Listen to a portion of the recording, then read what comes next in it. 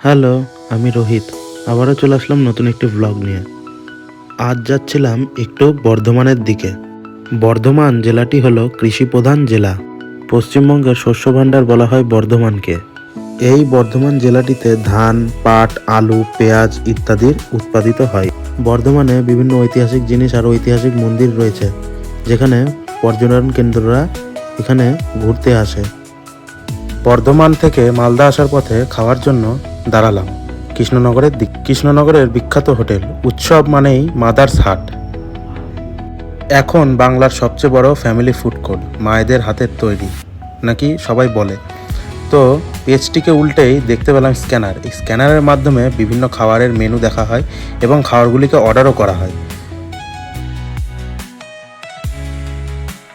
এই হোটেলটি প্রায় অনেকই বড়।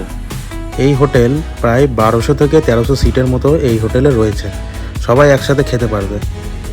কৃষ্ণনগরের এই হোটেলটিতে খাবার অর্ডার করার পরে বিভিন্ন রোবটের মাধ্যমে এখানে খাবারগুলিকে সার্ভ করা হয়।